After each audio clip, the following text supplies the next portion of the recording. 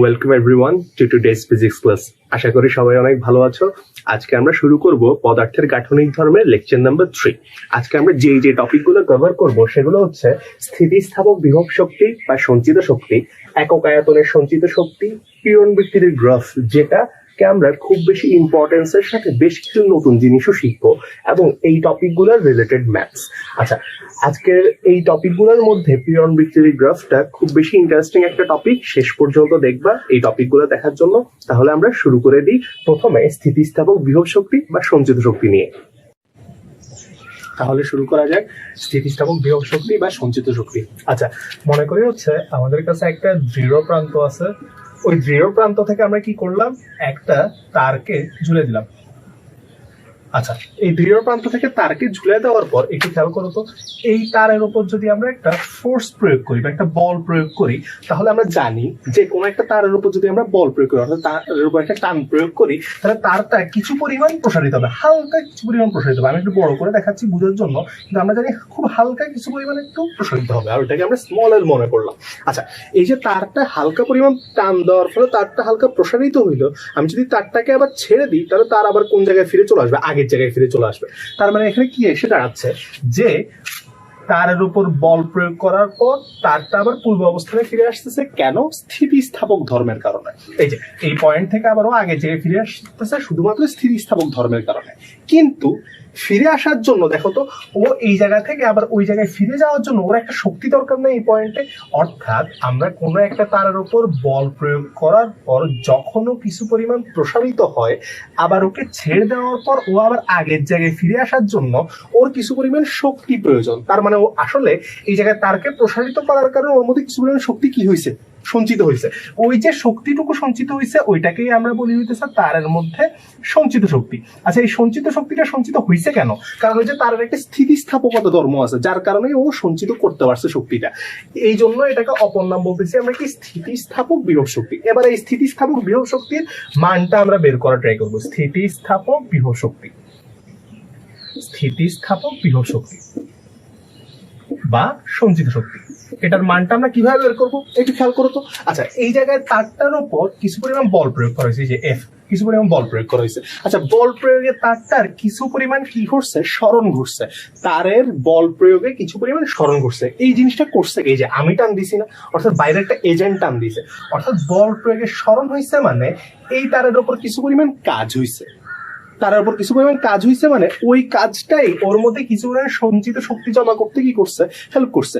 ওই সঞ্চিত শক্তির প্রভাবে ও আবার কোন জায়গায় ব্যাক করতে পারতেছে, আগের জায়গায় ব্যাক করতে পারতেছে। তার মানে আমরা বুঝতেছি এই জায়গায় তার উপর কাজ প্রয়োগ করা হয়েছে, বল প্রয়োগ করা হয়েছে, যেটার ফলে কিছু কাজ সম্পাদিত হয়েছে। ওই কাজের ফলে কি সঞ্চিত হয়েছে, শক্তি সঞ্চিত হয়েছে। তাহলে আমরা বলতে পারি এই যে স্থিতিস্থাপক বিভব শক্তি বা সঞ্চিত শক্তির মানটা সঞ্চিত হয়েছে শুধুমাত্র তারের উপর কি হওয়ার কারণে, কাজ হওয়ার কারণে। তাহলে ইকুয়াল টু লিখতে পারি তারের উপর কৃত কাজ। আর এমনিতেও আমরা জানি যে কোনো জায়গায় যদি কোনো প্রকার শক্তি সঞ্চিত হয়, অর্থাৎ কিছু পরিমাণ কাজ করতেই হয়, কারণ শক্তি এবং কাজের মান পরস্পর কি হবে, সমান হবে, কাজ ক্ষমতা শক্তি থেকে যায়। তাহলে স্থিতিস্থাপক বিভব শক্তি সমান হচ্ছে তারের উপর কৃত কাজ। এবার আসো, কৃত কাজ বের করার জন্য আমাদের দুইটা ফর্মুলা আছে। যারা জানো না তাদের জন্য বলতেছি মেইনলি, যে দুইটা ফর্মুলা হচ্ছে W is equals to Fs cos theta, এবং আরেকটা ফর্মুলা হচ্ছে W is equals to integration of F dx, যেখানে x1 থেকে x2 পর্যন্ত আমরা ইন্টিগ্রেট করব। আচ্ছা, এটা একটু বুঝি। ঘটনাটা হচ্ছে W equal to Fs cos theta সূত্রটা আমরা কখন ইউজ করব? W equal to Fs cos theta সূত্রটা ইউজ করব যখন আমাদের এই যে F বা বলের মানটা সেম থাকবে, অর্থাৎ কোনো একটা বস্তুর উপর বলের মানটা কনস্ট্যান্ট, বলের মান যদি কোনো প্রকার কি না হয়, চেঞ্জ না হয়, যদি সবসময় কি থেকে যায়, বলের মানটা সবসময় সেম থেকে যায়, তাহলে আমরা W equal to Fs cos theta use করবো। কিরকম? মনে করো এই জায়গায় একটা বস্তু আছে, ওই বস্তুটাকে আমরা কি করলাম, উপরের দিকে তুললাম, তাহলে বস্তুর ওজন পরিমাণ বল। আচ্ছা, বস্তুর ওজন কি চেঞ্জ হচ্ছে? ভূপৃষ্ঠের খুব কাছে থাকলে ওজন হচ্ছে mg, কোনো চেঞ্জ হচ্ছে না। ওই ক্ষেত্রে আমরা W equal to Fs cos theta কি করতে পারবো, ইউজ করতে পারবো। কিন্তু এই ক্ষেত্রে আসলে আমরা জানি কোনো একটা তারকে যখন আমরা টান প্রয়োগ করবো বা বল প্রয়োগ করবো, প্রথম দিকে টানতে বল লাগবে কম, আস্তে আস্তে বল লাগবে বেশি। কেন আসলে একটু খেয়াল করি। আমরা y ইকুয়াল টু পরে আসছি f capital L by a small l, এই জায়গা থেকে f টা বের করি তো f ইকুয়াল টু আসবে y a small l by capital L। দেখো তো, ওয়াই ইয়ং এর গুণাঙ্ক কনস্ট্যান্ট এ কোন একটা তারের জন্য প্রস্তুতির ক্ষেত্রফল কনস্ট্যান্ট এল অর্থাৎ দৈর্ঘ্য তারের দৈর্ঘ্যটাও আদি দৈর্ঘ্যটা সবসময় কনস্ট্যান্ট কিন্তু আমরা যত বেশি এই স্মল এল বাড়াবো এই স্মল এল এর সাথে ক্যাপিটাল এফ স্মল এল এর সাথে এফ এর সম্পর্কটা হচ্ছে সমানুপাতিক অর্থাৎ তুমি যত দৈর্ঘ্য বাড়াবা বল তত চেঞ্জ হতে থাকবে অর্থাৎ বলের মান চেঞ্জ হচ্ছে তাহলে এই জায়গায় দেখো তো বলের মান যখন চেঞ্জ হবে তখন আমরা বের করতে হবে ইন্টিগ্রেশন করে এফ ডিএক্স এর মাধ্যমে কথা কি ক্লিয়ার তাহলে আমরা এই জায়গায় কৃতকাজ বের করার জন্য কোন সূত্রটা ইউজ করব w equal to integration of f d x কেন এই সূত্রটা ইউজ করব কারণ এই জায়গায় যে বলটা প্রয়োগ হয়েছে ওই বলটা পরিবর্তনশীল বল তাহলে আমরা এই সূত্রটা ইউজ করি কখন পরিবর্তনশীল বল দ্বারা কৃতকাজের জন্য পরিবর্তনশীল এই যে এই এফটা হচ্ছে পরিবর্তনশীল বল অর্থাৎ বলটা যখন পরিবর্তন হবে তখন আমরা এই সূত্রের মাধ্যমে করব বলটা পরিবর্তন না হলে এই সূত্র এখন আমাদের এই জায়গায় দেখলাম আমরা আমাদের এল এর সাথে সাথে এফটা চেঞ্জ হচ্ছে অর্থাৎ বলটা হচ্ছে আমাদের কি টাইপের বল পরিবর্তনশীল বল তাহলে চলে আসি আমরা আমাদের কৃতকাজের সূত্রটা হবে হচ্ছে এই জায়গায় কৃতকাজের সূত্রটা হবে হচ্ছে ইন্টিগ্রেশন অফ এফ ডিএক্স এবার আসি তো আমরা এই জায়গায় যে দৈর্ঘ্য বৃদ্ধিটা ধরছি ওটাকে এল ধরছি এই জন্য আমরা কিসের সাপেক্ষে ইন্টিগ্রেশন করবো এক্স এর বদলে আমরা এল এর সাপেক্ষে ইন্টিগ্রেশন করবো এবার আসি তো একটু আগেও দেখছি আমরা ওয়াই ইকুয়াল টু আমরা পাইছিলাম f capital L by a small l এই জায়গা থেকে এফটা বের করলে আমরা পাচ্ছি y A small l divide by কি পাচ্ছি y A small L by capital L তাহলে ওইটা একটু ওখানে বসাই দিই এফ এর জায়গায় বসাই দিই আচ্ছা এফ এর জায়গায় বসানোর আগে দেখো তো প্রথমে যখন এই জায়গায় ছিল তখন ওর কি কোনো প্রকার স্মরণ ছিল বা প্রসারণ ছিল কিচ্ছুই ছিল না তাহলে এই জায়গায় প্রসারণ জিরো তাহলে এই জায়গায় জিরো হইলে আমরা কতটুকু বাড়াইছি ওকে এল পরিমাণ বাড়াইছি তাহলে এই জায়গায় প্রসারণ হয়েছে এল তাহলে আমরা ইন্টিগ্রেশন করবো জিরো থেকে এল এর সাপেক্ষে তাহলে আসি তো জিরো টু এল এফ এর জায়গায় বসাই দিলাম Y A small L by capital L D L তাহলে আসলে তো ওয়াই এ আর ক্যাপিটাল এল আমরা অলরেডি বলে আসছি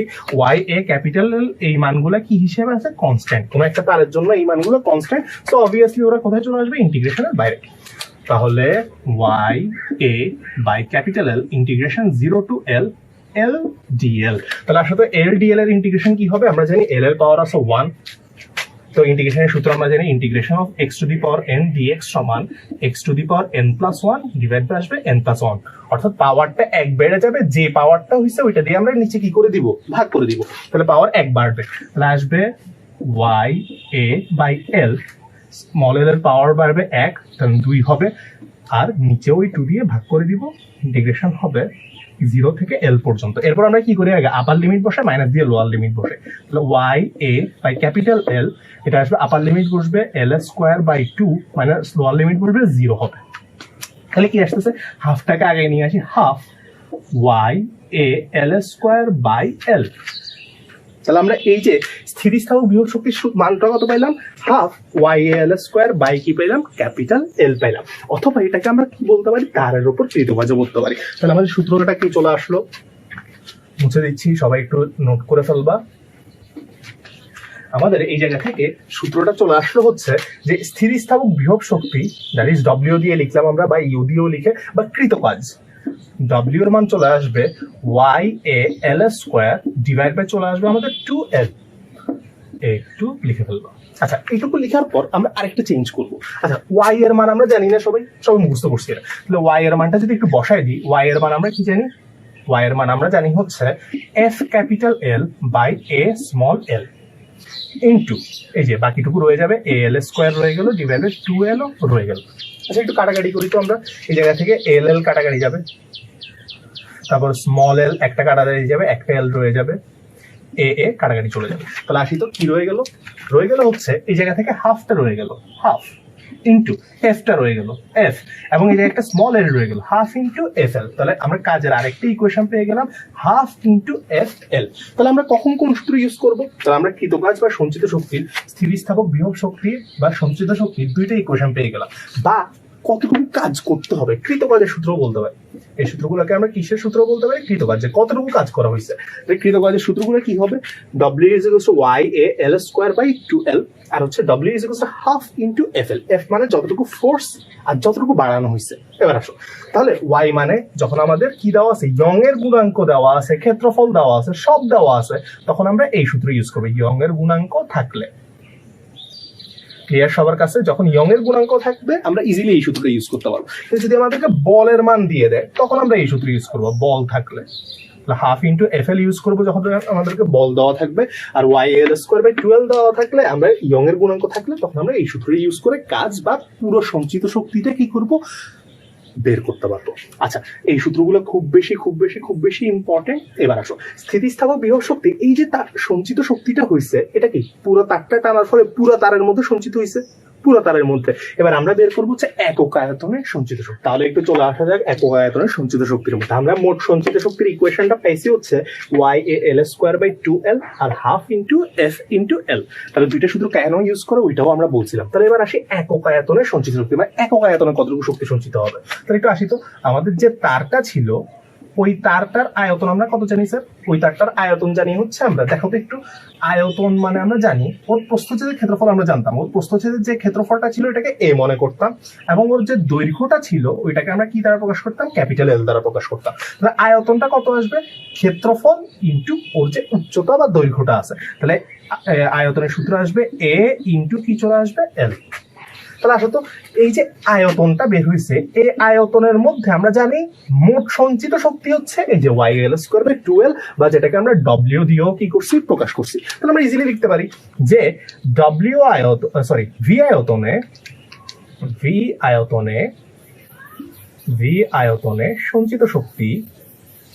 ভি আয়তনে সঞ্চিত শক্তি যেটার মান হবে কত আমাদের? ডব্লিউ। তাহলে একক আয়তনের সঞ্চিত শক্তি কত হবে? সুতরাং একক আয়তনের সঞ্চিত শক্তি হবে ডব্লিউ বাই ভি। একক আয়তনের সঞ্চিত শক্তি যেটা, ওইটাকে দরকার আমরা ডব্লিউ প্রাইম দিয়ে লিখলাম, যেটার মান হবে ডব্লিউ বাই ভি, বা এটাকে সাজিয়ে লিখলাম 1 বাই ভি ইন্টু লিখলাম ডব্লিউ। তাহলে আসলে ভি এর মান আমরা 1 বাই এ ইন্টু এল পাইছি, আর ডব্লিউ এর ইকুয়েশন আমরা পড়ে আসছি যেটা ছিল y A L square divide by 2l।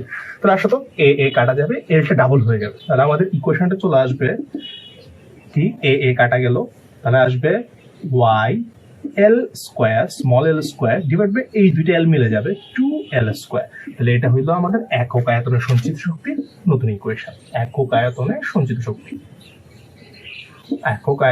আচ্ছা, এটাতে একটাতে বসাইলাম, অপরটাতে বসাইলে কি হবে? অপরটাতে ওই যে হাফ ইন্টু এফ এল এ বসাইলে কি হবে? দেখি তো, হাফ ইন্টু এফ এল এ বসাইলে কি হয়? আচ্ছা, তাহলে এবার আমরা বসাবো এই সূত্রের মধ্যে। তাহলে আমরা জানি ডব্লিউ প্রাইম সমান আসবে 1 বাই ভি ইন্টু আসলে আমাদের ডব্লিউ। ভি এর মান আমরা পেয়ে গেছি এ ইন্টু এল, এই যে ভি এর মান পাইছি এ ইন্টু এল। ডব্লিউ এর মান আমরা পাচ্ছিলাম হাফ এফ স্মল এল। এটা একটু সাজিয়ে লিখিত আসবে, এটা half into f by a into small L by l. একটু খেয়াল করো তো, half into f by a, এই যে এফ এর নিচে এটাকে নিলাম, স্মল এল এর নিচে এলটাকে নিলাম। তাহলে দেখো তো, এফ বাই এ এটা মানে আমরা কি জানি স্যার? এফ বাই এ এটা মানে আমরা জানি পীড়ন। তাহলে হাফ ইন্টু পীড়ন into small L by L, এটাকে কি জানি আমরা? দৈর্ঘ্য বিকৃতি। তাহলে এটা হবে বিকৃতি। তাহলে আমরা একক আয়তনের সঞ্চিত শক্তির অপর ইকুয়েশনটা পাইলাম হাফ ইন্টু পীড়ন ইন্টু কি পাইলাম আমরা? বিকৃতি পাইলাম। তাহলে একটু খেয়াল করবো তো, মোট সঞ্চিত শক্তির ইকুয়েশন ছিল y l square by 2l, half into বল ইন্টু সরণ বা বল ইন্টু প্রসারণ বা বল ইন্টু দৈর্ঘ্যের পরিবর্তন।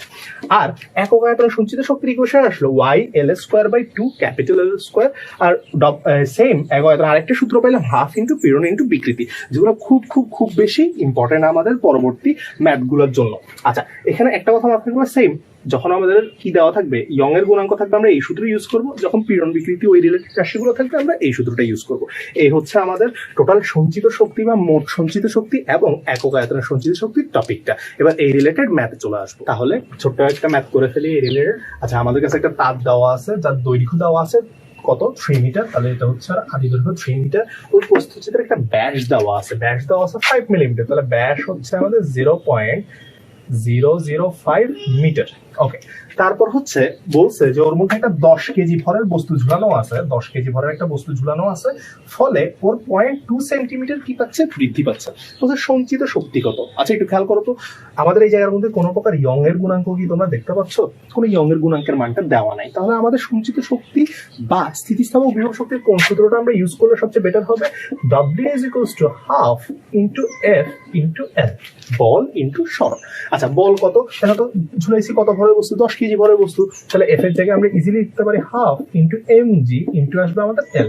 হাফ ভরের মান কত দেওয়া আছে, 10 কেজি দেওয়া আছে, বসায় দিব 10 কেজি। জি জি এর মান কত দেওয়া আছে এই জায়গায়, আমরা জানি জি এর মান এখানে 9.8। স্মল এল কতটুকু বৃদ্ধি পাচ্ছিল, 0.2 সেন্টিমিটার, তাহলে স্মল এল যদি 0.2 সেন্টিমিটার হয়, মিটারে নিলে কত আসবে, 2 ইন্টু 10 ইনভার্স 3 মিটার, তাহলে বসায় দিলাম 2 ইন্টু 10 ইনভার্স 3। তাহলে কাজ যেহেতু বা শক্তি যেহেতু একক আসবে জুল, তাহলে এই জায়গা থেকে ক্যালকুলেট করলে আমরা কি পেয়ে যাবো, প্রথম ম্যাথটা পেয়ে যাবো। তারপর 2 নাম্বার বললো হচ্ছে আমাদেরকে একক আয়তনে সঞ্চিত শক্তি কত। তাহলে আসো তো তুমি যেহেতু বলের মান দেওয়া আছে, ওই যে হাফ ইন্টু পীড়ন ইন্টু বিকৃতি দিয়েও করতে পারো, বল দেওয়া আছে, ক্ষেত্রফল দেওয়া সব দেওয়া আছে, হাফ ইন্টু পীড়ন দিও কেন, কারণ বল দেওয়া আছে। এবার অথবা আমরা কিন্তু জাস্ট একক আয়তনে সঞ্চিত শক্তি মানে পড়ছি মোট শক্তি ডিভাইড বাই কি, ওর আয়তন। তাহলে মোট শক্তির মানটা আমরা অলরেডি এখান থেকে পেয়ে গেছি, আয়তনের সূত্র হচ্ছে এ ইন্টু এল। দেখো তো আমাদের এই জায়গা থেকে আমরা ইজিলি ডি দেওয়া আছে, এ বের করতে পারতেছি, তাহলে ডব্লিউ বাই এ সূত্র আসবে কত, পাই আর স্কোয়ার, আর তো না ডি দেওয়া আছে, তাহলে d by 2 whole square into ক্ষেত্রফল পেয়ে গেলাম ইন্টু এল দৈর্ঘ্য। দেখো দৈর্ঘ্যের মানটাও দেওয়া আছে, তাহলে আমরা নর্মাল বেসিক যে সূত্রটা ছিল ওইটা দিয়েও ম্যাথটা সলভ করতে পারি, মানগুলো বসাইলে এই জায়গা থেকে অ্যান্সার পেয়ে যাবো। এগুলো খুব খুব খুব বেশি কিসে আসবে, এমসিকিউতে আসবে, খুব বেশি সিকিউতে আসে না। সিকিউর ঘ নাম্বারে সাধারণত মাঝে মাঝে বলতে পারে যে কতটুকু কাজ করতে হবে। দেখো এই জায়গায় যদি বলতো কতটুকু কাজ করতে হয়েছে, তাহলেও কিন্তু আমরা এই সূত্র দিয়ে করতাম। কাজ বললেও কিন্তু আমরা বল ইন্টু সরণ দিয়ে করতে পারবো না। কেন বল ইন্টু সরণ দিয়ে করতে পারবো না, কারণ এই জায়গায় বলের মানটা সবসময় কি থাকতেছে না, সেম থাকতেছে না। ঠিক আছে, আমাদের এবারের টপিক হচ্ছে পীড়ন বিকৃতির গ্রাফ। আচ্ছা আমরা কি করলাম, এক্স অক্ষ বরাবর বিকৃতিকে রাখলাম, ওয়াই অক্ষ বরাবর কাকে রাখলাম, পীড়নকে রাখলাম। এবার আমরা পীড়ন বিকৃতির গ্রাফটা শিখবো। আচ্ছা পীড়ন বিকৃতির গ্রাফ শিখার মূল কারণটা কি, আচ্ছা পীড়ন বিকৃতির গ্রাফের মূল কারণটা হচ্ছে এই পীড়ন বিকৃতির গ্রাফ থেকে আসলে আমরা ওই স্থিতিস্থাপক বস্তুদের প্রকৃতিটা বুঝতে পারি, যে ওর উপর কখন বল প্রয়োগ করলে কি হবে, কখন পীড়ন প্রয়োগ করলে বা কখন বিকৃতি হলে কিরকম পীড়ন হবে, ওই জিনিসগুলো বোঝার জন্য পীড়ন বিকৃতির গ্রাফটা খুব বেশি জরুরি। তাহলে এটা আসো তো এই পীড়ন বিকৃতির গ্রাফটা বুঝা শুরু করি আমরা। তাহলে আসো তো প্রথমে আমরা একটা তার কল্পনা করে নিলাম, এই যে একটা দৃঢ় প্রান্ত থেকে একটা তার ঝুলতেছে, এবার আসো তো ওর উপর আমরা ফোর্স প্রয়োগ করলাম, বল প্রয়োগ করবো। তাহলে আস্তে আস্তে আমরা জানি বল প্রয়োগ করব বা পীড়ন প্রয়োগ করব, তাহলে আস্তে আস্তে কিসের শুরু হবে, বিকৃতি শুরু হবে। পীড়ন প্রয়োগ করলে ধীরে ধীরে বিকৃতি শুরু হবে। এখন আমরা জানি যে হুকের সূত্র অনুসারে, কার সূত্র বললাম, হুকের সূত্র, হুকের সূত্র অনুসারে আমরা জানি যে পীড়ন এবং বিকৃতি পরস্পর কি হয়, সমানুপাতিক হয়। তাহলে আমরা পাইলাম পীড়ন সমানুপাতিক হবে কি, বিকৃতি, এবং পীড়ন সমানুপাতিক বিকৃতি হওয়ার পর সমানুপাতিক চিহ্নটা সরাই দিলে আমরা কি পাবো, পীড়ন ইকুয়াল টু একটা কনস্ট্যান্ট ইনটু বিকৃতি। আমরা পড়ছিলাম এটা, ঠিক আছে, অলরেডি পড়ে আসছি যে কনস্ট্যান্টটাকে আমরা কি বলতাম, স্থিতিস্থাপক গুণাঙ্ক বলতাম। এবার আসো তো এই পীড়নটাকে আমরা কোন অক্ষ বরাবর স্থাপন করছি, ওয়াই অক্ষ বরাবর, এই যে ওয়াই অক্ষ বরাবর পীড়ন, তাহলে পীড়নের মানটাকে আমরা ওয়াই মনে করে নিলাম, ইকুয়াল টু বিকৃতি, বিকৃতিকে স্থাপন করছি কোন অক্ষ বরাবর, এক্স অক্ষ বরাবর, তাহলে ওর বিকৃতির মানটাকে এক্স মনে করে দিলাম। আর এই কনস্ট্যান্টটা কে এক্স, দেখো তো y equal to k x, এটা দেখতে কিছুটা y equal to m x এর মতো। এম এক্স যেটাকে আমরা কি সরলরেখা বলি, যেটাকে আমরা বলি মূল বিন্দুগামী সরলরেখা। তাহলে বোঝা গেল পীড়ন বিকৃতির গ্রাফে যখন আমরা প্রথম দিকে বস্তুটাকে বল প্রয়োগ করব, তখন ও সমানুপাতিক হারে বাড়তে থাকবে। এই জন্য তুমি আস্তে আস্তে বিকৃতির মান বাড়াবা, সেমভাবে পীড়নের মানও তোমাকে কি করতে হবে, বাড়াইতে হবে। তাহলে পীড়ন বিকৃতির গ্রাফটা প্রথমে কিরকম আসবে, এই যে এরকম আসবে, অর্থাৎ ওটা একটা মূল বিন্দুগামী কি হবে, সরলরেখা হবে। কেন হবে এটার ব্যাখ্যা হচ্ছে এটা। তাহলে এই অংশটার নাম দিলাম আমরা ও, এটার নাম দিলাম এ। তাহলে ও থেকে এ পর্যন্ত আমরা লিখতে পারি যে ও থেকে এ পর্যন্ত পীড়ন এবং বিকৃতি পরস্পর কি হবে, সমানুপাতিক হবে। পীড়ন সমানুপাতিক হবে কি, বিকৃতি,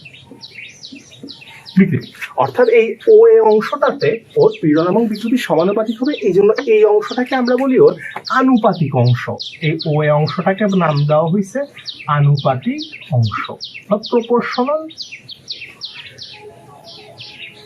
লিমিট। আচ্ছা তাহলে চলে আসি আনুপাতিক অংশ বলতেছি, ওই অংশটাকে আমরা আনুপাতিক, কারণ অনুপাতন হয়ে ও বাড়তেছে ধীরে ধীরে, সমানুপাতিক হারে বাড়তেছে, সমানুপাতিক অংশ। এবার আসো, এবার আমরা কি করলাম, বল প্রয়োগ করতে করতে তাহলে কিছু করে বেড়ে গেল। বাড়ার পর যখন ওর উপর আমরা আরো বেশি বল প্রয়োগ শুরু করলাম, আরো বেশি বল প্রয়োগ করতেছি, তাহলে একটু চিন্তা করো তো, প্রথম দিকে টানছো, প্রথম দিকে আস্তে আস্তে বল বাড়তেছে, স্মরণ বাড়তেছে, বল বাড়তেছে, স্মরণ বাড়তেছে, এরপর কি হবে? তুমি এরপর অল্প বল প্রয়োগ করলেই দেখা যাবে স্মরণ একটু বেড়ে গেছে, মানে ও আস্তে আস্তে স্থিতিস্থাপক যে ধর্ম আছে ওটা হারানো শুরু করবে, অর্থাৎ বল আর পীড়ন আর বিকৃতির যে সমানুপাতিক সম্পর্ক আছে ওটা আস্তে আস্তে হারাতে থাকবে। অর্থাৎ তুমি পীড়ন কম দিলেও বিকৃতি একটু কি হবে, বেশি হবে। এই জন্য তুমি পীড়ন দিলে কি, পীড়ন হালকা বাড়াইলা কিন্তু বিকৃতি দেখা গেল অনেক বেশি বেড়ে গেল, এই জন্য গ্রাফটা কিছু পরিমাণ একটু বেঁকে যাবে, অর্থাৎ বরাবর সমানুপাতিক না হয়ে কিছু পরিমাণ কি হয়ে গেছে, বেড়ে গেছে। দেখো ওর কিন্তু স্থিতিস্থাপক ধর্ম এখন যায়নি, স্থিতিস্থাপকতা ধর্মটা চাই না, কিন্তু যতটুকু বিকৃতি করছো ওই অনুপাতে পীড়ন হচ্ছে না। এটাকে আমরা নাম দিলাম, এই পয়েন্টটার নাম দিলাম, এই পয়েন্টটার নাম দিলাম আমরা বি। মুছে দিই। আচ্ছা, তাহলে এই এ বি অংশটা কি ইন্ডিকেট করবে, একটু মুছে দিই। আমরা দেখছি ও এ অংশটাতে হচ্ছে, ও এ অংশটাতেও অনুপাতিক হারে বাড়তেছে। কেন? কারণ পীড়ন আর বিকৃতি সমানুপাতিক প্রথম দিকে হুকের সূত্র অনুসারে, ফলে এই ও এ অংশটাকে আমরা বলতেছিলাম ওর কি অংশ, আনুপাতিক অংশ। কিন্তু পরের অংশটাতে কি হবে? পরের অংশটা আমরা বললাম যে পীড়ন আর বিকৃতি এবার পুরোপুরি সমানুপাতিক না, এবার দেখা যাবে অল্প বল প্রয়োগেই, কিছু পরিমাণ কম বল প্রয়োগেই ও তুলনামূলক বেশি বেড়ে গেছে। ঠিক আছে জিনিসটা? অর্থাৎ পুরোপুরি সমানুপাতিক হবে না। অর্থাৎ এ বি অংশে, এই যে এই নামটা, অংশটার নাম দিচ্ছি কি আমরা এবি, এই এবি অংশে ওরা আনুপাতিক নয়, সমানুপাতিক নয়। পীড়ন আর বিকৃতি কি নয়, সমানুপাতিক নয়। অর্থাৎ এবার আর আমরা পীড়ন সমানুপাতিক বিকৃতি এই কথাটা বলতে পারবো।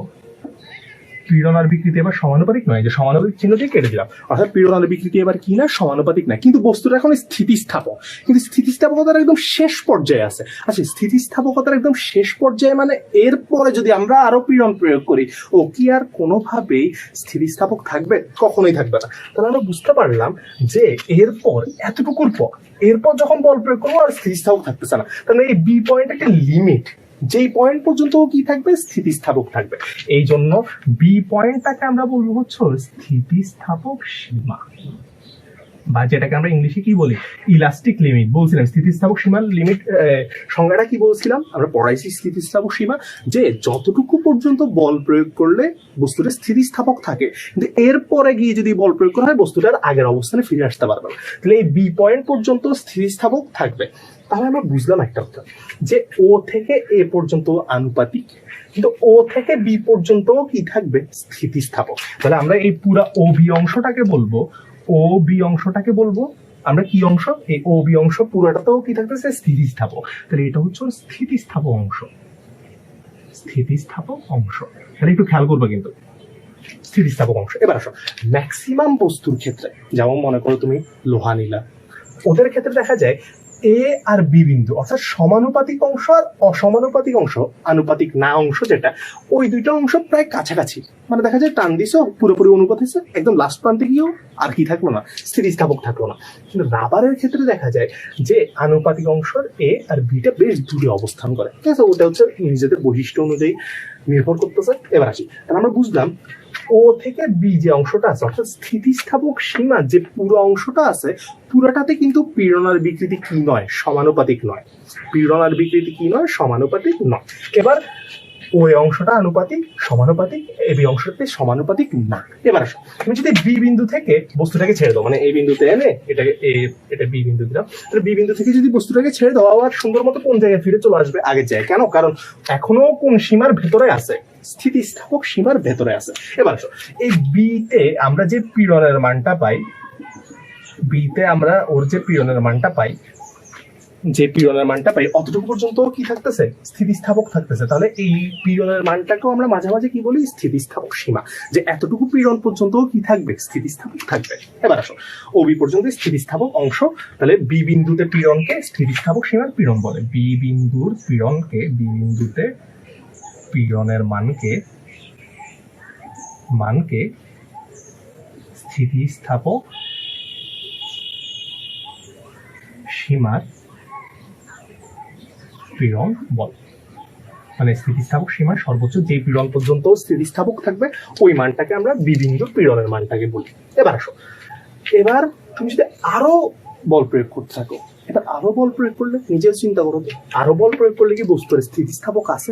না, এবার আর বস্তুর স্থিতিস্থাপক নাই। তাহলে কি হবে? এবার যদি আর বস্তুর স্থিতিস্থাপক না থাকে, তাহলে তুমি যদি আস্তে আস্তে পীড়ন বাড়াইতে থাকবো, ও একদম কনস্ট্যান্ট হারে তো আর বাড়বে না, ও এবার কি হবে? উল্টাপাল্টা হয়ে যাবে। অর্থাৎ এবার আর বস্তু কখনোই আগের জায়গায় কি করে আসবে না, ব্যাক করে আসবে না। এটাকে আমরা কি হচ্ছে এভাবে।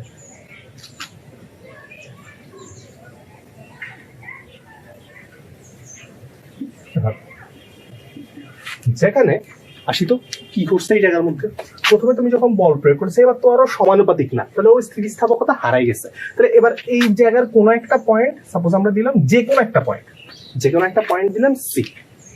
এই সি পয়েন্ট থেকে তুমি যদি এবার তারটাকে ছেড়ে দাও, এই যে টানতেছি সি পয়েন্টে চলে আসছে, এই সি পয়েন্ট থেকে তুমি এবার তারটাকে কি করে দিচ্ছ? ছেড়ে দিচ্ছ। তাহলে সি পয়েন্ট থেকে যখন ছেড়ে দিছো, চিন্তা করো তো ও কি আবার আগের জায়গায় ব্যাক করতে পারবে? না।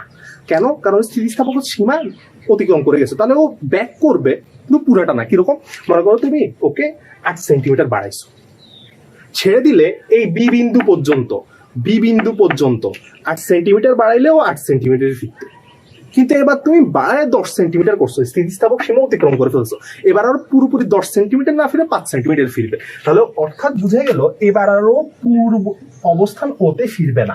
অর্থাৎ এই জায়গার মধ্যেও ফিরবে যখন একটু বাঁকা হয়ে অন্য একটা জায়গায় ফিরবে, যে জায়গাটার বিন্দুর নাম দিলাম আমরা ও প্রাইম। তাহলে এই যে ও আর আগের অবস্থানে ফিরতেছে না, তার মানে ওর একটা বিকৃতি রয়েই গেছে। তুমি কি এটা কাটতে পারবা, মানে সরাইতে পারবা? না, এটা রয়েই গেছে। এই যে ও প্রাইম পরিমাণ যে বিকৃতিটা আছে এক্সট্রা, এই ও প্রাইম বিকৃতিটাকে আমরা বলি হচ্ছে স্থায়ী বিকৃতি। অর্থাৎ বস্তু যদি সি বিন্দু না, আসলে এর পরবর্তী যে কোনো বিন্দু, তুমি এই জায়গায় মনে করো আরেকটা বিন্দু দিলে, তাহলেও ওই জায়গায় ব্যাক করবে না, অন্য আরেকটা স্থায়ী বিকৃতি দেখা দিবে। অর্থাৎ এই বি বিন্দুর পরবর্তী যে কোনো বিন্দুর পরে ওর একটা কি বিকৃতি দেখা দিবে? স্থায়ী বিকৃতি। ও পুরোপুরি আর কোন জায়গায় ব্যাক করবে না? আগের জায়গায় ব্যাক করবে না। আচ্ছা, তাহলে আমরা একটু লিখে ফেলি পরবর্তী অংশটা, যে বি বিন্দুর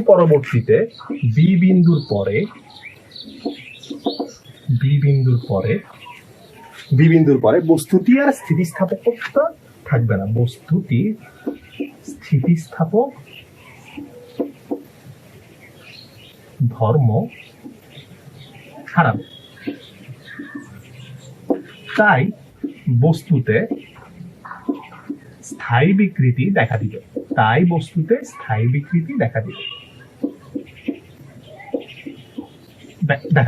অর্থাৎ তুমি ছেড়ে দিলে ও আবার আগের জায়গায় কি করতে পারবে না, ব্যাক করতে। এবার আসতো কি টাইপের বস্তুর সময় আমরা বল প্রয়োগ করতাম, বিকৃত হইতো, কিন্তু আগের জায়গায় ব্যাক করতো না। ওই যে চিন্তা করলে হয়তো কাদার কথা বলছিলাম না, কাদার কথা, যে তুমি যদি ওকে বল প্রয়োগ করে বাঁকায় ফেলো, ওকে আবার আগের জায়গায় ব্যাক করতে পারে? কখনোই পারে না। তার মানে বুঝা গেল যে স্থায়ী বিকৃতি দেখা দিবে মানে এবার বস্তুটা কি হয়ে গেছে? কিছুটা নমনীয় গেছে, পুরোপুরি নমনীয় না। পুরোপুরি নমনীয় হলেও একদমই ব্যাক করতে পারতো না, ও কিন্তু কিছুটা ব্যাক করতে পারে। তার মানে ওর মধ্যে কিছুটা কি ধর্ম দেখা দেওয়া শুরু করবে? নমনীয়তা দেখা দেওয়া শুরু করবে, যেটাকে ইংলিশে বলি আমরা প্লাস্টিক বস্তু, ওদেরকে আমরা বাংলায় বলি হচ্ছে নমনীয় বস্তু। প্লাস্টিক বলি না, নমনীয় বস্তু। তাহলে বোঝা গেল বি বিন্দুর পর বস্তুটি কিছুটা নমনীয় বা প্লাস্টিক বস্তুতে রূপান্তরিত হবে।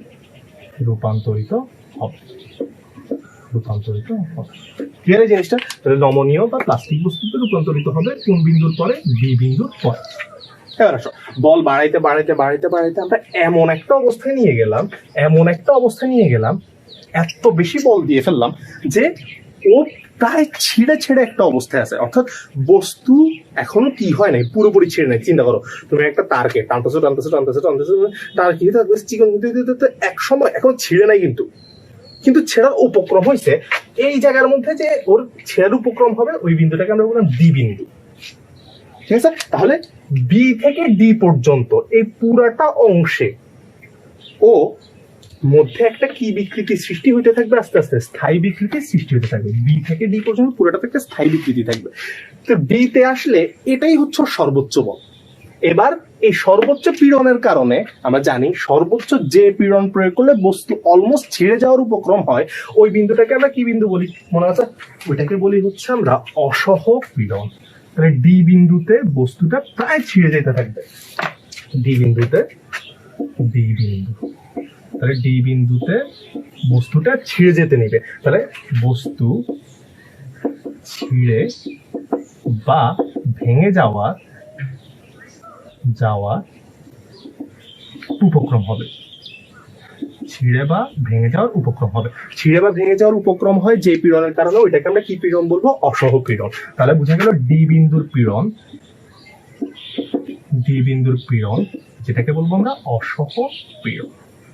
এখনো কিন্তু বস্তুটা ছিঁড়ে নাই, পুরোপুরি ছিঁড়ে যাওয়ার উপক্রম হয়েছে, এই পর্যন্তই ওর পীড়ন বাড়ানো যাবে, এরপর আর পীড়ন তুমি কি করতে পারবে? বাড়াতে। এটাই ওর সর্বোচ্চ পীড়ন। তাহলে এই সর্বোচ্চ যে পীড়নটা, এটাকে আমরা টেনে নিয়ে আসলাম, এই যে সর্বোচ্চ পীড়নটা, এই যে যতটুকু পীড়ন হবে এতটুকু ডি নাম দিলাম, ঠিক আছে? এই যে পীড়নটুকু হবে ওইটাকে আমরা ওর কি পীড়ন বলবো? অসহ পীড়ন, বা যেটাকে বলা হয় ব্রেকিং স্ট্রেস, ইংলিশে বলা হচ্ছে ব্রেকিং স্ট্রেস।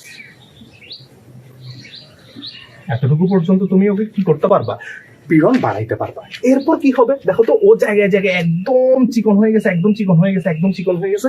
এবার তুমি পীড়ন না বাড়াইলেও দেখবে, এই যে দেখো তো পীড়নের মান কিন্তু কমতেছে, কিন্তু বিকৃতি বাড়তেছে, পীড়ন কমতেছে। তার মানে এরপর তুমি ওর উপর পীড়ন প্রয়োগই করতে হবে না, তুমি বল কমায় ফেলছো, কিন্তু তারপরও পীড়নের মান কমায় ফেলার পরও এই লাস্ট এই পয়েন্টে গিয়ে, যেটাকে আমরা দিলাম নাম ই পয়েন্ট, লাস্টে এই পয়েন্টে গিয়ে অর্থাৎ বল কমাইতেছো তুমি, কিন্তু এরপর পীড়ন কমাচ্ছ। তার মানে সর্বোচ্চ পীড়ন অসহ পীড়নের পর এরপর তুমি কম পীড়ন প্রয়োগ করলে বা কম বল প্রয়োগ করলেও আস্তে আস্তে বস্তু আরো চিকন হইতে থাকবে, মানে জায়গায় জায়গায় আরো সরু হয়ে এক সময় এই বিন্দুতে এসে বস্তু ইন্নালিল্লাহ, বস্তু শেষ। আচ্ছা, বস্তু শেষ না, বস্তু ভেঙে যাবে, বস্তু ভেঙে যাবে। তাহলে বস্তুটা কি হয়ে যাবে? একদম ই বিন্দুতে এসে আলটিমেটলি বস্তুটা ভেঙে যাবে। কিন্তু ডি থেকে ই পর্যন্ত তোমার কি ফোর্স বাড়াইতে হচ্ছে না। তাহলে এবার আমরা লিখবো ডি থেকে ইতে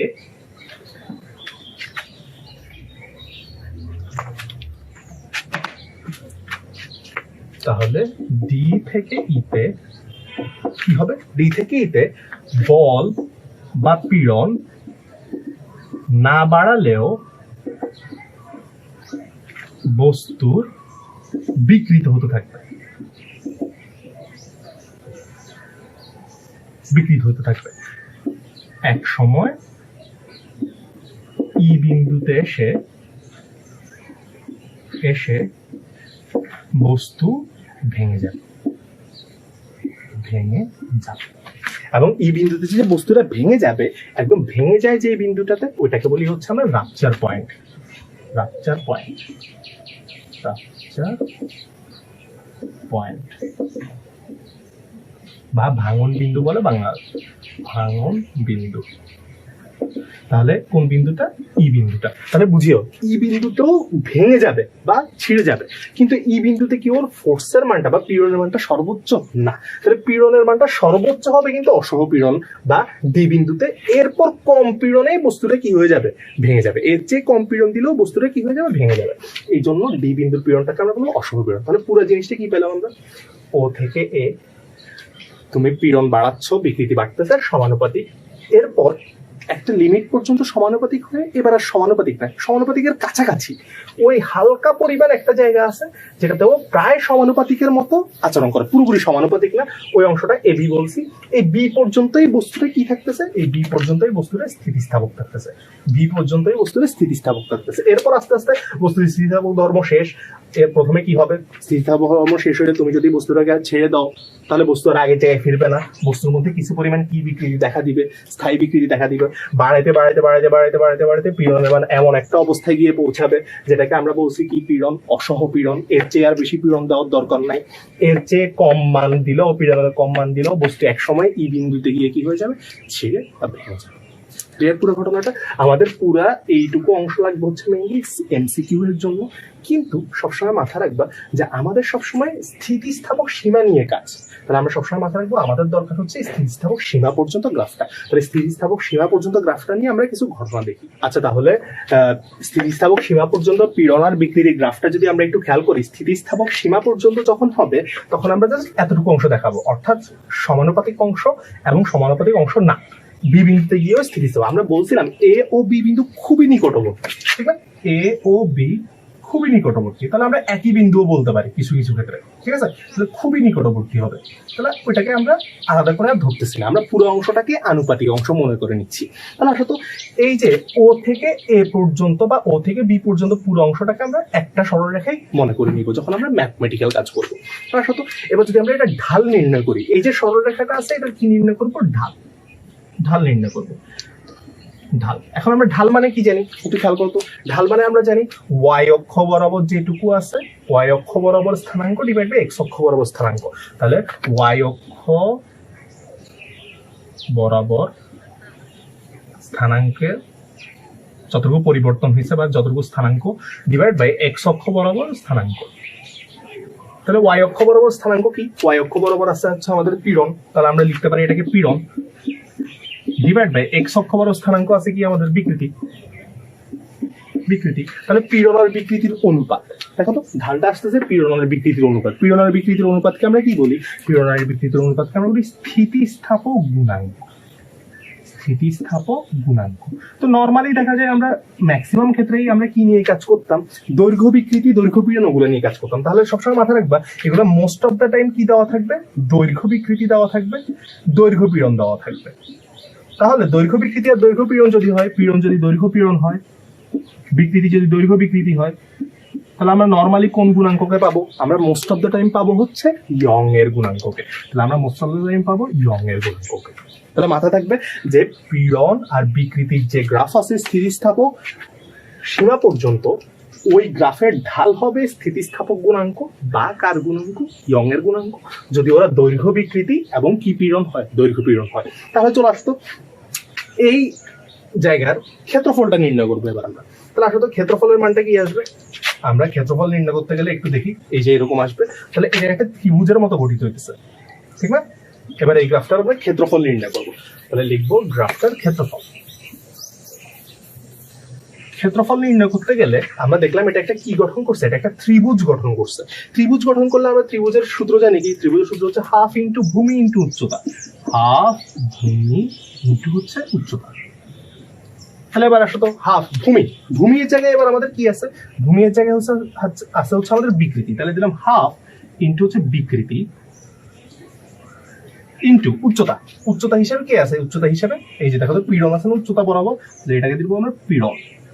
হাফ ইন্টু পীড়ন ইন্টু বিকৃতি, হাফ ইন্টু পীড়ন ইন্টু বিকৃতি, এটা মানে কি আসবে? হাফ ইন্টু পীড়ন ইন্টু বিকৃতি মানে আমরা জানি হচ্ছে একক আয়তনে সঞ্চিত শক্তি, একক আয়তনে সঞ্চিত শক্তি। তাহলে আমরা পাই গেলাম দুটো জিনিস, খুবই দুটো সুন্দর সুন্দর জিনিস, যে পীড়ন বিকৃতির যে গ্রাফ আছে, পীড়ন বিকৃতির যে গ্রাফ আছে ওই গ্রাফের ঢাল হবে হচ্ছে স্থিতিস্থাপক গুণাঙ্ক এবং ওই গ্রাফের ক্ষেত্রফল হবে হচ্ছে একক আয়তনের সঞ্চিত শক্তি বা হাফ ইন্টু পীড়ন ইন্টু কি বিকৃতি। ঠিক আছে, এই দুইটা সূত্র খুব ভালো করে মাথায় রাখবে। ঢাল হচ্ছে ওয়াই এবং ক্ষেত্রফল হচ্ছে একক আয়তনের সঞ্চিত শক্তি, একক আয়তনে সঞ্চিত শক্তি। খুব বেশি খুব বেশি খুব বেশি ইম্পর্টেন্ট এই জিনিসগুলো। ঢাল থেকে আমরা ওয়াই পাবো আর একক আয়তনে সঞ্চিত শক্তি পাবো কোথা থেকে? ক্ষেত্রফল থেকে। এরপর যদি একটু চেঞ্জ করে দিই গ্রাফটাকে, দেখো তো একটু চেঞ্জ করলে কি আসবে? একটু চেঞ্জ করে আমরা কি করলাম এবার? একটু চেঞ্জ করে হচ্ছে পীড়ন আর বিকৃতির জায়গাটাকে উল্টে দিলাম। একটু আসো তো, একটু চেঞ্জ করে কি করলাম? এই যে এই বরাবর বিকৃতি ছিল, এবার এই বরাবর আমরা পীড়ন নিয়ে গেলাম, এই বরাবর বিকৃতি নিয়ে গেলাম, তাহলে গ্রাফটা এটা আসলো। এবার পীড়ন আর বিকৃতি এবার ঢাল নির্ণয় করতে বলবো। তাহলে এবার ঢাল নির্ণয় করলে কি আসবে আমাদের? দেখি তো, ঢাল মানে আবারও ওয়াই অক্ষ বরাবর যেটা আছে ডিভাইড বাই এক্স অক্ষ বরাবর যেটা আছে। ওয়াই অক্ষ বরাবর কি আছে? এবার বিকৃতি আছে, ডিভাইড বাই এক্স অক্ষ বরাবর কি আছে? এক্স অক্ষ বরাবর এবার আছে হচ্ছে পীড়ন। তাহলে দেখো তো পীড়ন আর বিকৃতির অনুপাত একটু খেয়াল করবা। পীড়ন আর বিকৃতি, পীড়ন ডিভাইড বাই বিকৃতির অনুপাত, এটাকে আমরা বলি স্থিতিস্থাপক গুণাঙ্ক, বা যেটাকে আমরা ইয়ং এর গুণাঙ্ক বলি, কারণ মোস্ট অফ দ্য টাইম এটা দৈর্ঘ্য পীড়ন হবে, এটা কি বিকৃতি হবে, দৈর্ঘ্য বিকৃতি হবে। তাহলে দেখো তো আমাদের বিকৃতি বাই পীড়ন, তাহলে উল্টা বিকৃতি ডিভাইড বাই পীড়ন, বিপরীতকরণ করলাম পীড়ন, তাহলে বিপরীতকরণ করলে এটা কি চলে আসবে, 1/y চলে আসবে। তাহলে এবার আর ঢাল কি না, ইয়ং এর গুণাঙ্ক না, এবার ঢাল হবে 1/y। তাহলে তোমাকে কিন্তু দেখতে হবে, তুমি কখনো মুখস্থ পীড়ন বিকৃতি দেখছো ওকে ওয়াই না, পীড়ন বিকৃতি মানে ওয়াই অক্ষ বরাবর ডিভাইড বাই এক্স অক্ষ বরাবর। যদি ওয়াই অক্ষেরটা পীড়ন হয়, এক্স অক্ষেরটা বিকৃতি হয়, শুধুমাত্র ওয়াই হবে। কিন্তু যদি ওয়াই অক্ষেরটা বিকৃতি, এক্স অক্ষেরটা পীড়ন হয়, তাহলে কিন্তু বিকৃতি বাই পীড়ন, অর্থাৎ তখন হয়ে যাবে ইয়ং এর গুণাঙ্কের কি রাশি, বিপরীত রাশি। তাহলে মাথায় রাখতে হবে এরকম হইলে তখন আমাদের ঢাল হবে ইয়ং এর গুণাঙ্কের কি রাশি, বিপরীত রাশি। কিন্তু ক্ষেত্রফলটা কি কোনো চেঞ্জ হচ্ছে, দেখো তো ক্ষেত্রফল, এই যে ত্রিভুজ বানাইলাম, ত্রিভুজের হাফ ইন্টু ভূমি, ভূমি মানে পীড়ন, হাফ ইন্টু পীড়ন ইন্টু উচ্চতা মানে কি বিকৃতি, তার মানে একক আয়তন সঞ্চিত শক্তি ঠিক থাকতেছে। তাহলে ক্ষেত্রফল ঠিক আছে, ক্ষেত্রফল ঠিক আগেরটাই আছে, ঠিক আছে কথাটা। তাহলে সবসময় মাথায় রাখতে হবে যে তুমি এই গ্রাফের ঢাল নির্ণয় করবা, ঢাল নির্ণয় করার সিস্টেম হইতেছে কি, ওয়াই অক্ষ ডিভাইড বাই এক্স অক্ষ। ওয়াই অক্ষে কি আছে, এক্স অক্ষে কি আছে দেখে তারপর আমরা ডিসাইড করবো ওইটা কি ইয়ং এর গুণাঙ্ক বা স্থিতিস্থাপক গুণাঙ্ক হবে কি হবে না। তাহলে আমরা এই রিলেটেড কিছু ম্যাথে চলে আসি, খুবই কিছু ইন্টারেস্টিং। তাহলে পীড়ন বিকৃতির গ্রাফের ফার্স্ট ম্যাথে চলে আসা যাক। আচ্ছা, এই গ্রাফের মধ্যে আমাদেরকে কি দেওয়া আছে, এই যে ও থেকে এ পর্যন্ত দেওয়া আছে, আমরা বুঝতে পারতেছি এইটুকু অংশ দেখে শুধু যে এটা স্থিতিস্থাপকতার সীমা পর্যন্ত। আচ্ছা, বলা আছে হচ্ছে যে পীড়নের মান 10⁵ এই এ বিন্দুতে, এবং এ বিন্দুতে দৈর্ঘ্য বিকৃতির মান হচ্ছে দৈর্ঘ্য বিকৃতির মান হচ্ছে কত, 0.6। এছাড়াও প্রস্থচ্ছেদের ক্ষেত্রফল এবং আদি দৈর্ঘ্য এই মানগুলো দেওয়া আছে। বলছে ইয়ং এর গুণাঙ্ক কত। এখন অলরেডি আমরা শিখে আসছি যে এক ইয়ং এর গুণাঙ্ক বের করার জন্য আমরা কিভাবে করব। ইয়ং এর গুণাঙ্ক বের করার সিস্টেম হচ্ছে যে এই ক্ষেত্রে এই যে সরল রেখাটা আছে এটা যে ঢাল হবে ওইটাই আমাদের কিসের মান হবে, ইয়ং এর গুণাঙ্কের মান। তাহলে আমরা লিখে ফেলতে পারি ইয়ং এর গুণাঙ্ক ঢাল, অথবা ইজি ভাবে বলতে গেলে আসলে যে পীড়ন এবং বিকৃতির যে অনুপাত ওইটাকে আমরা কি বলতে পারি, স্থিতিস্থাপক গুণাঙ্ক বা ইয়ং এর গুণাঙ্ক। তাহলে পীড়ন আছে কি বরাবর, ওয়াই অক্ষ বরাবর, বিকৃতি আছে কোন অক্ষ বরাবর, এক্স অক্ষ বরাবর। ওয়াই অক্ষের স্থানাঙ্ক বা এক্স অক্ষের স্থানাঙ্ক মানে আমরা কি জানি, ঢাল জানি। তাহলে আমরা ডিরেক্টলি লিখতে পারি যে পীড়ন ডিভাইড বাই কি আসবে, বিকৃতি। তাহলে পীড়নের মান আমরা কত জানি, পীড়নের মান এখান থেকে দেখতেছি 10⁵, বিকৃতির মান দেখতেছি 0.6। তাহলে লিখে ফেললাম 10⁵ ডিভাইড বাই 0.6। তাহলে এটাই হচ্ছে আমাদের যে মানটা আসবে ওইটাই হবে আমাদের কিসের গুণাঙ্ক, ইয়ং এর গুণাঙ্ক। এবার চলে আসি ইয়ং এর গুণাঙ্কের পর সেকেন্ড যে কোশ্চেনটা আছে, সেকেন্ড কোশ্চেনে আমাদেরকে বলছে যে কৃত কাজ কত, অর্থাৎ ও থেকে এতে যাওয়ার সময় কৃত কাজ কত। তাহলে আসি তো এই কৃত কাজের মানটা আমরা কিভাবে বের করবো। প্রথমে আসি, আমরা একটা ছোট্ট সিস্টেম শিখছিলাম, ছোটভাবে শিখি আগে, যে এই যে পীড়ন বিকৃতির যে গ্রাফটা আছে, পীড়ন এবং বিকৃতির যে গ্রাফ আছে, ওই গ্রাফের যে ক্ষেত্রফলের মানটা ওইটাকে আমরা বলতাম একক আয়তনের সঞ্চিত শক্তি। এই গ্রাফের ক্ষেত্রফলের মানকে আমরা কি বলতাম, একক আয়তনের সঞ্চিত শক্তি। তাহলে একটু আসি তো কিভাবে লিখলাম, যে একক আয়তনের সঞ্চিত শক্তি বা একক আয়তনে কৃতকাজ সঞ্চিত শক্তি কিভাবে বের করতাম, মনে করে দেখো যে হাফ ইন্টু ভূমি ইন্টু উচ্চতা, তাহলে হাফ ভূমি কত, ভূমির মান হচ্ছে আমাদের পীড়নের মান 0.6 ইন্টু ক্ষেত্রফল, উচ্চতার মান কত এই জায়গার মধ্যে 10⁵। তাহলে বসাই দিলাম 10⁵, এটা হয়ে গেছে একক আয়তনে সঞ্চিত শক্তি। কিন্তু আমাদেরকে বলছে কৃত কাজ বা মোট কৃত কাজ কত। তাহলে আসি তো একক আয়তনের সঞ্চিত শক্তি এবং মোট শক্তির মধ্যে একটা সম্পর্ক ছিল, সেটা কি, সেটা হচ্ছে মোট শক্তি যদি ডাব্লিউ হয়, একক আয়তনের শক্তিকে আমরা ডব্লিউ প্রাইম দিয়ে দিলাম দরকার হয়, তাহলে আমরা জানি যে একক আয়তনের সঞ্চিত শক্তি মানে হবে মোট শক্তি ডিভাইড বাই ওর কি আয়তন। তাহলে মোট শক্তির জায়গায় কি আসবে, ডব্লিউ প্রাইম ইন্টু আসবে ভি। আচ্ছা, তাহলে ভি মানে আমরা জানি কি আয়তন। দেখো তো এই জায়গার মধ্যে আমাদেরকে ক্ষেত্রফলটা দিয়ে দেওয়া আছে এবং ওর আদি দৈর্ঘ্যটা দিয়ে দেওয়া আছে। তাহলে এই জায়গা থেকে ইজিলি আমরা ক্ষেত্রফল বের করতে পারতেছি, আয়তন বের করতে পারতেছি। ক্ষেত্রফল ইন্টু কি হবে আমাদের, দৈর্ঘ্য। তাহলে আসি ডব্লিউ প্রাইম ইন্টু আসবে এ ইন্টু আসবে এল। এই যে এই জায়গা থেকে তুমি যদি মান বসায় দাও, এই জায়গা থেকে আমরা পেয়ে গেলাম ডব্লিউ প্রাইমের মান এরপর আমাদের এ এর মান আর এল এর মান বসায় দিয়ে যদি ক্যালকুলেটরে হিসাব করি, এটাই হবে আমাদের মোট কৃতকাজ বা মোট সঞ্চিত শক্তি। তাহলে ভালো করে মাথায় রাখতে হবে যে এইটার ক্ষেত্রফল হিসেবে আমরা কিন্তু মোট শক্তি বা মোট কাজ পাবো না, এটার ক্ষেত্রফল হিসেবে আমরা পাবো একক আয়তনের সঞ্চিত শক্তি। এটা খুব বেশি ভালো করে মাথায় রাখতে হবে। এই ম্যাথগুলো এমসিকিউ এবং সিকিউ দুই জায়গার জন্যই খুব বেশি ইম্পর্টেন্ট। তাহলে পরের ম্যাথে চলে আসে। এবার আমরা আসলে ম্যাথ না, একটা ছোট্ট এমসিকিউ করে ফেলি। কিরকম আসে, আমাদের একটা বিকৃতি আর পিরিয়ডের দুইটা গ্রাফ দেওয়া আছে একত্রে। কোশ্চেন কি করছে, বলছে 1 ও 2 নং তারের মধ্যে কোনটি বেশি কি হবে স্থিতিস্থাপক এবং কোনটি সঞ্চিত শক্তি বেশি। এবার আসো, প্রথম কথা হচ্ছে 1 ও 2 নং তারের মধ্যে কোনটি বেশি স্থিতিস্থাপক। একটু আসে, স্থিতিস্থাপকতা নির্ভর করে, আমরা জানি স্থিতিস্থাপকতা শুধু এবং শুধুমাত্র নির্ভর করে বলছিলাম আমরা যে ওর স্থিতিস্থাপক গুণাঙ্ক বা ইয়ং এর গুণাঙ্কের উপর। তাহলে স্থিতিস্থাপকতা বেশি হবে যদি স্থিতিস্থাপক গুণাঙ্ক কি হয়, বেশি হয়। স্থিতিস্থাপক গুণাঙ্ক যদি অধিক হয় তাহলে ওর স্থিতিস্থাপকতা কি হবে, অধিক হবে। এবার আসো, তাহলে এই জায়গার মধ্যে স্থিতিস্থাপক গুণাঙ্ক যদি আমরা বের করতে পারি, কিন্তু কোনো ইনফরমেশন দেওয়া না, ইনফরমেশন দেওয়া না থাকলেও একটু খেয়াল করো তো, আমরা পড়ে আসছিলাম পীড়ন এবং বিকৃতির যে গ্রাফ আছে, পীড়ন এবং বিকৃতির যে গ্রাফ আছে, ওই গ্রাফের যে ঢাল আছে, ওই গ্রাফের যে ঢাল আছে, ওই ঢালটাকেই বলি হচ্ছে আমরা কি স্থিতিস্থাপক গুণাঙ্ক। পীড়ন বিকৃতির গ্রাফের যে ঢাল আছে ওইটাকেই আমরা বলবো হচ্ছে স্থিতিস্থাপক গুণাঙ্ক। এবার আসো, এই জায়গার মধ্যে এই দুইটা গ্রাফের মধ্যে এই জায়গার মধ্যে একটা কোণ ক্রিয়েট হয়েছে, এই জায়গার মধ্যে আরেকটা কোণ ক্রিয়েট হয়েছে, দেখো তো। আচ্ছা, তাহলে এই জায়গার মধ্যে যে কোণ আছে এটাকে আমরা 1 নম্বরের জন্য কোণ ধরে নিলে হচ্ছে θ1, 2 নম্বরের জন্য কোণ ধরে নিলাম হচ্ছে θ2। তাহলে আমরা ইজিলি দেখতে পাচ্ছি যে θ1 ইজ গ্রেটার দেন কি অবস্থায় আছে, θ2। θ1 যদি গ্রেটার দেন θ2 হয় তাহলে আমরা ঢাল মানে আমরা জানি কি tan θ, ঢাল মানে আমরা জানি কি tan θ।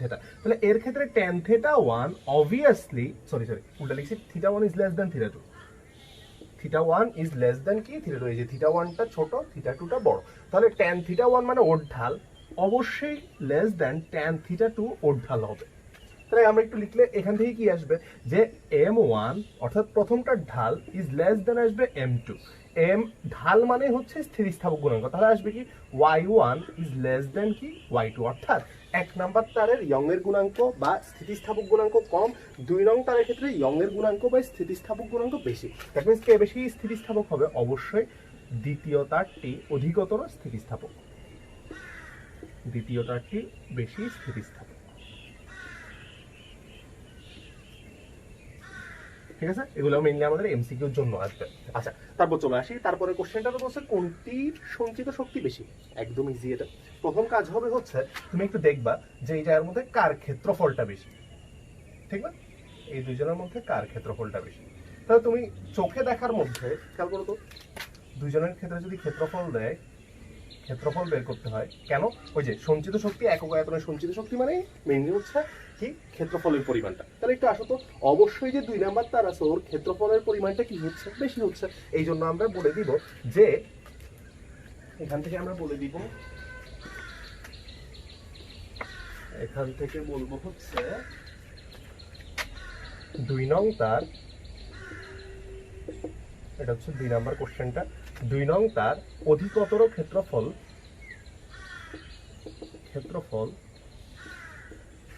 কভার করে, অধিকতর ক্ষেত্রফল কি করে, কভার করে।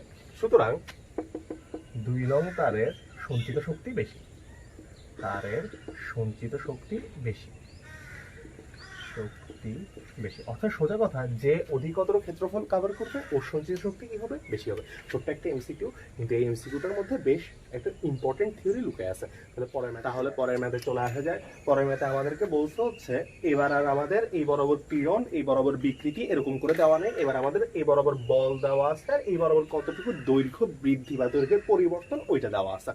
আচ্ছা, তাহলে আসি তো, বলছে ইয়ং এর গুণাঙ্ক বের করা, আলাদা করে আবার ক্ষেত্রফল আর কি দেওয়া আছে, দৈর্ঘ্যটাও দেওয়া আছে। তাহলে একটু আসি তো, এবার আমরা 1 number question, that is young এর গুণাঙ্ক বের করব। তাহলে ইয়ং এর গুণাঙ্ক বের করার জন্য এবার আর কি আর আমি ঢাল বের করে করতে পারবো, মানে পীড়ন বাই বিকৃতি না, এবার আমাদের বল আর দৈর্ঘ্যের পরিবর্তন আছে। তো ইয়ং এর সূত্রের মেইন সূত্রটা বসাই দিই, y = F capital L by A small l, বা যেটাকে আমরা বলি ডেল এল, মানে যতটুকু পরিবর্তন হয়। তো আসো তো, এই জায়গা থেকে আমরা যদি একটু খেয়াল করি, এফ এর মানে এই জায়গায় দেওয়া আছে আমাদের কত, 10⁵ বসাই দিলাম ইন্টু এল, এল মানে ওর দৈর্ঘ্য কতটুকু, ওর দৈর্ঘ্য দেওয়া আছে যে 10 মিটার, ইন্টু 10 ডিভাইড বাই ক্ষেত্রফল, ওর ক্ষেত্রফল দেওয়া আছে 10.25 সেন্টিমিটার স্কোয়ার। তাহলে এটাকে আমরা মিটার স্কোয়ারে নিয়ে যেতে হবে, মিটার স্কোয়ারে নিলে কত হবে, এটাকে মিটার স্কোয়ারে নিলে হচ্ছে 10.25 into 10 inverse 4 metre square.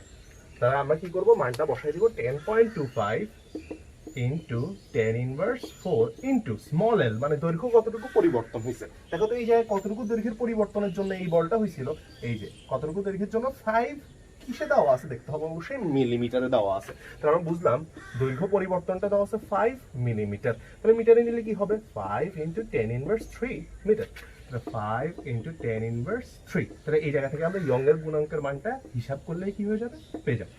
Clear জিনিসটা? এবার আসো বলছে সঞ্চিত শক্তি কত। তাহলে একটু আসি তো, আমরা সঞ্চিত শক্তি মানে জানতাম হচ্ছে, সঞ্চিত শক্তি মানে জানতাম হচ্ছে, দেখো তো যখন পীড়ন বিকৃতি ছিল তখন আমরা কি করতাম, ক্ষেত্রফল নির্ণয় করতে পারতাম একক আয়তনে সঞ্চিত শক্তি। আচ্ছা এবার কি পাবো একটু খেয়াল করি তো, এবার আমরা আবার ক্ষেত্রফল নির্ণয় করলাম।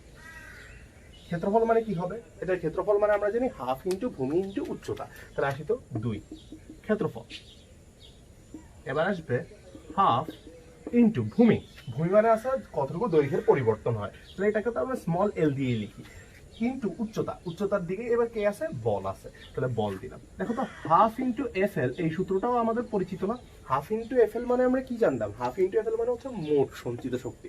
তাহলে একটু খেয়াল করবো, খুবই ইন্টারেস্টিং একটা জিনিস যে পীড়ন বিকৃতির গ্রাফের ক্ষেত্রফল নির্দেশ করে, পীড়ন আর বিকৃতি যদি হয় এখানে বল আর দৈর্ঘ্য পরিবর্তন, পীড়ন এবং বিকৃতির গ্রাফের যে ক্ষেত্রফলটা থাকে ওটা একক আয়তনে সঞ্চিত শক্তি ইন্ডিকেট করে।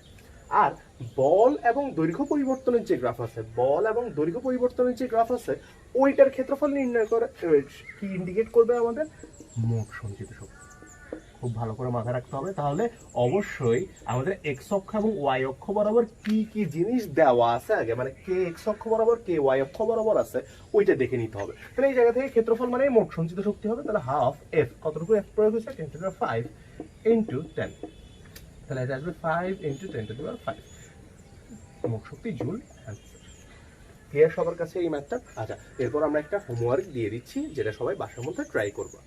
তাহলে একটা হোমওয়ার্ক দেখে নাও, আমাদের এবার একটা গ্রাফ দেওয়া আছে, এবার আছে পীড়ন বিকৃতি 1 আর 2 নাম্বার, একটা এমসিকিউ আসলে যে কোন তারটি অধিকতর স্থিতিস্থাপক হবে এবং কোনটির সঞ্চিত শক্তি কি হবে, বেশি হবে। এই হোমওয়ার্কটা সবাই বাসার মধ্যে দেখবা, খুবই ইম্পর্টেন্ট একটা হোমওয়ার্ক, মানে একটু ঘুরে দেওয়া হয়েছে। আচ্ছা তাহলে আজকে যে টপিকগুলো পড়লাম আমরা ওগুলা তোমরা বুঝতেই পারতেছো বেশ ইম্পর্টেন্ট এবং ইন্টারেস্টিং টপিক। আবার সবার সাথে নেক্সট ক্লাসে দেখা